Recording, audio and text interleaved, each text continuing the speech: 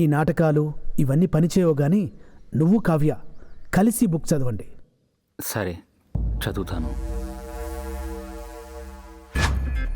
అరే రఘు, నీకు విషయం చెప్పాలరా. నేను యుఎస్లో ఉన్నప్పుడు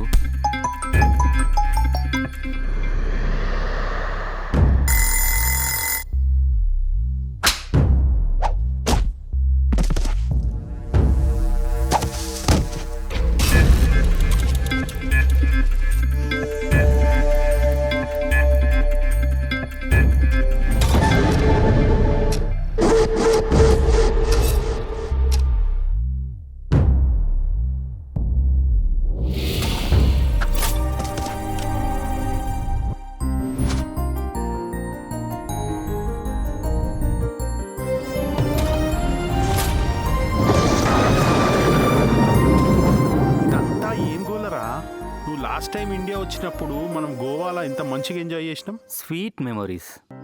రే కౌశిక్, ఆ అగస్టిన్ గారు చెప్పింది నిజమేమోరా? ఆ దమయంతి బుక్కులో ఏమో ఉందిరా. ఇప్పుడు అర్థమైందిరా, నా కల్లో కూడా దమయంతే వస్తుంది. అవునా?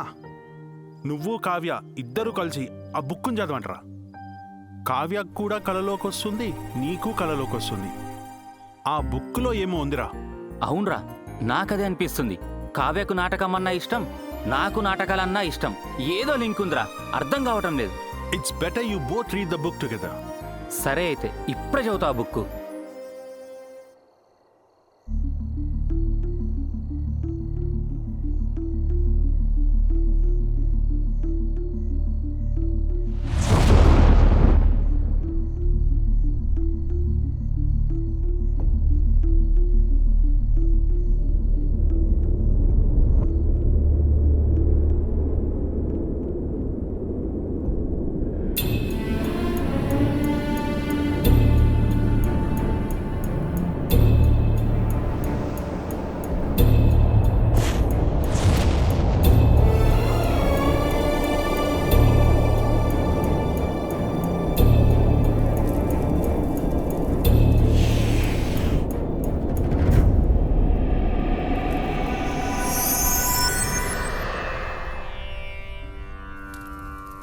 కౌశిక, కావ్య, ఇది నాటకంలో రతి మన్మధుల మధ్య వచ్చే ఘట్టం. శివునికి వ్రతభంగం చేసి పార్వతీ మీద ప్రేమ పుట్టేలా చేసి తద్వారా వారి వివాహానికి దోహదపడి ఆపై వారి సంతానం వల్ల తారకాసుర వధ జరిగేలా జగత్ కళ్యాణం సిద్ధించేలా మన్మధుడు సమాయత్తమయ్యే సందర్భం. దానికి ముందు మన్మధుడు తన సతీ రతీదేవితో కూడి జరిపే సంభాషణ ఇది. ఒక పరి సంభాషణలతో సహా మీ నటనలో వీక్షిద్దాం. అటులనే. కావ్య, నీవు సిద్ధమా? సిద్ధమే నాదా.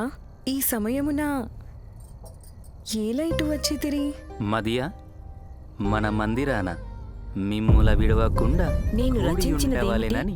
వీళ్ళు పలికేదేమిటి? పిల్లారుచున్నది. వెళ్ళక ఏమి చేయవలెనని ఇటు వచ్చుచుంటిరి? చెలి, నీ నగుమోము ఆ చంద్రబింబమును మించి నన్ను అయస్కాంతముగా లాగుతుంటే నా సుమశరములు నన్నే తాకి నా మనసుని వివాసుని చేస్తున్నాయి. సుమశరములు తాకితే గురుగారు ఏం చేస్తారేంటి? సుమనోహర, సుందర, సురుచిర, సుకుమార, సుగంధభరితమైన నీ గాఢ పరిషంగములో సమయం తెలియని స్థితిలో మమేకం కావాలని నా మనస్సు, నా తనువు అణువణువు తహతహలాడుచున్నవి. స్వామి, నాతోనే కూడి ఉంటే అవతల లోక కళ్యాణం ఎలా జరుగుతుంది స్వామి? దేవి, ఈ మన్మధునికి కాలతంత్రంతో కూడిన సరస సల్లోభ శృంగారభరితమైన సుఖభోగాల కంటే ఏ లోక కళ్యాణము ఎక్కువ కాదు సుమీ.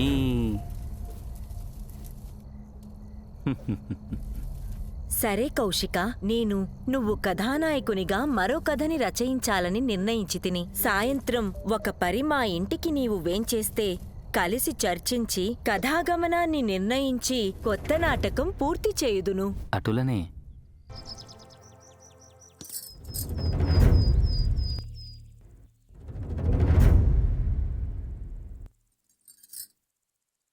కౌశిక వర్మ! దమయంతి, ఏమిటి ఈ పిచ్చి చేష్టలు? నేనెప్పుడు నిన్న ఆ బంధంతో చూడలేదు. మనసా వాచా కర్మన నేను కావ్యమంజలిని ప్రేమించాను, ప్రేమిస్తూనే ఉంటాను. నేనెప్పటికీ నీ వాణ్ణి కాలేను.